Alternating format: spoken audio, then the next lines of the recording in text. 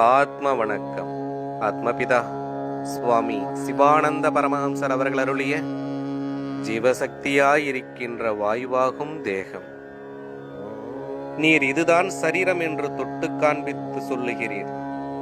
அப்படி இருக்க செத்து போன போதும் இதை காண்பதுண்டு. இது நசிக்கவில்லை. பின்பு இதை ஒரு குழியில் புதைத்தாலோ அல்லது அக்னியில் வைத்து எரித்தாலோ அது பூராவும் நசிப்பதில்லை. ஓ, அது நசிப்பதுண்டு. அது எப்படி? சில நாள் வைத்துக் கொண்டிருந்தால், அவ்விதம் வைத்துக் கொண்டிருந்தால் அது எப்படி நசிக்கும்? அது ஜீரணித்து கெட்டு கிருமி கீடாங்கள் முதலியன தின்று நசிக்கிறது. அப்படியாயினும் அது பூராவும் நசிப்பதில்லை.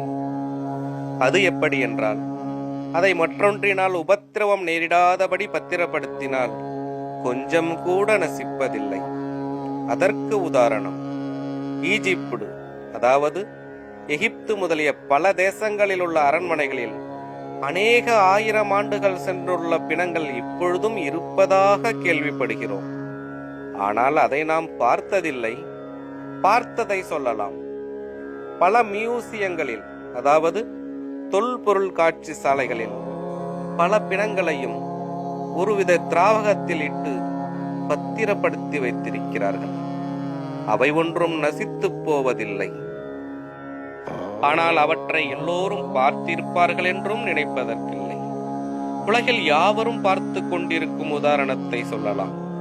அது எதுவெனில், சமுத்திரத்தில் இருக்கின்ற ஏட்டை, சுறா, திரண்டி, திமிங்கலம் முதலான பலவிதத்தில் உள்ள மீன்களையும் பிடித்து உப்பிலிட்டு காய வைத்து 10, 1000 வருட காலம் கடந்தவை இப்பொழுதும் இருப்பதுண்டு.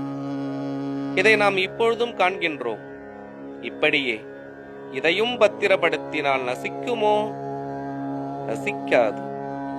ஏனில் அது நசிக்கிறது எப்படி என்றால், மேற்சொல்லிய மீன்களாகிய பிணத்தை மனிதரென்று அபிமானித்து வருகிற புழுக்கள் தின்று தீர்ப்பது போல் அந்த பிணத்தினுடைய தோல், சதைகள் முதலியவற்றை கிருமி கீடாங்கள் முதலியன, அதாவது புழு பூச்சிகள் தின்பதல்லாமல் பூராவும் தின்பதற்கு முடிவதில்லை. இவ்விதமல்லாமல் அது பூராவும் நசிப்பதில்லை.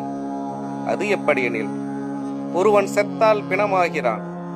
அந்த பிணத்தை ஒரு குழியில் புதைத்துவிட்டு 10-100 வருடம் சென்ற பிறகு அந்த இடத்தில் தோண்டி பார்த்தால் என்ன உண்டாயிருக்கிறது? எலும்பு, தலையோடு முதலானவை காணப்படுகின்றன. அது எப்படி? நசித்து போனால் காண்பதற்கு முடியுமா? முடிவதில்லை. ஜீவசக்தியாயிருக்கின்ற வாயுவாகும் தேகம் தொடரும். ஆத்ம வணக்கம்.